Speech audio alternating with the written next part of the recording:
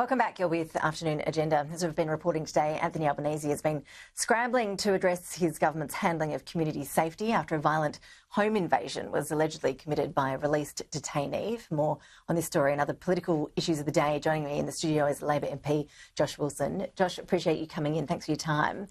That bashing was here in Perth in the suburb of Gillon a bit earlier in the week. As I mentioned, it's alleged it was carried out by a former detainee. The WA Premier, Roger Cook, has said today he thinks it's a disappointing decision that the Commonwealth decided not to oppose bail after the man breached his curfew. How much responsibility do you think your government needs to take for crimes allegedly committed by former detainees released under your watch? Well, it's a terrible circumstance, first and foremost. The fact that Philip and Nanette Simmons experienced a home invasion and violence of that kind is just awful. So it's enormous sympathy for them. Horrifying set of circumstances. 3 alleged perpetrators, one of whom was a former detainee. This is a situation that follows on from a decision of the High Court.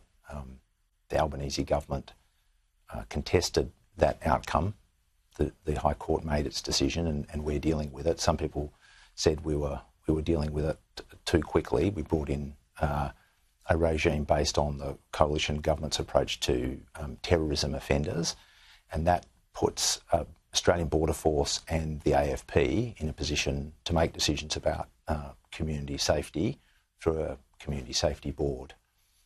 Now, I don't know all the details of the situation, and I think it's worth remembering that where you have an alleged perpetrator and the thing everybody would want is for justice to be done, justice for the victims of this terrible crime, there's not too much you can say by going into the circumstances without potentially prejudicing that. But I understand why people would look at all of the circumstances, as would be the case with any violent crime, and say, you know, were there things that might have been done? But I have a lot of faith in our law enforcement agencies, the Australian Federal Police and Border Force, and they apply their expertise and professionalism all day, every day, for the protection of the community. And I think, you know, backing that judgment, I mean, I'm not sure whether anyone is really saying that their approach should be questioned, or the way that they make the best of these difficult circumstances can be questioned. What is being questioned is the handling of this by your government, though. You're here answering questions about it today. The Prime Minister's been answering questions about it at news conferences, but your colleagues, the relevant ministers, Claire O'Neill, Andrew Giles, they haven't been anywhere on this issue this week. No news conference to answer some of these questions. Why not? Is it time for them to give those responsibilities to someone else? No. I mean, Andrew Giles and Claire O'Neill are incredibly hardworking, dedicated people, and they've done a very important job in difficult portfolios, including dealing with some things that were left to them by the former coalition government, visa backlogs, a whole series of areas where there was under-resourcing and underperformance.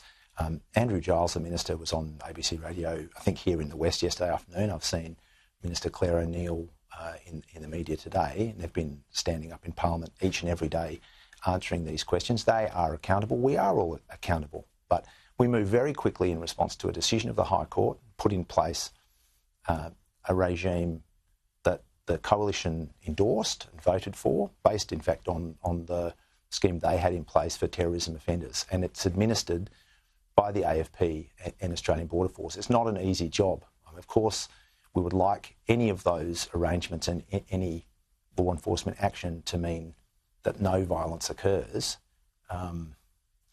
You know, that's probably an expectation that's too high.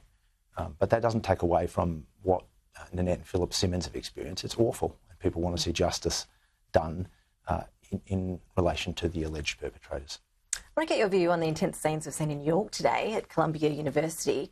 I know that pro-Palestine protest is due to get underway this afternoon at Curtin University in Perth. There are encampment protests all around the country at various campuses. At some of these protests, we've seen children being dragged in. We're seeing the opposition saying these protest encampments should be dismantled, that taxpayer-funded research grants should be axed for academics leading these protests. They're saying that they are inciting violence and hatred. Is there a place for these sorts of protests on our campuses here? There's no place for inciting violence or hatred. There's no place for discrimination and prejudice in Australia. there is a place for activism and community protest and ordinary civil and political engagement. In fact, it's one of the most precious features of our democracy. So I think we should all speak up for that each and every day, and I will. So if people want to protest or conduct rallies or citizen sit-ins or any of those things, I 100% back that in. But if you are protesting in the name of peace, in the name of non-violence, in the name of anti-discrimination and tolerance, then your protest activity should be conducted in keeping with those values. And that's on all of us. So Jewish students are saying they don't feel safe on these campuses anymore. Well, people of the Jewish faith, people of every faith and every nationality and every gender should feel safe in Australia, and any conduct that leads to people to feel unsafe isn't right. And anyone participating in that should question themselves, and organisers obviously should make sure that that's the case. But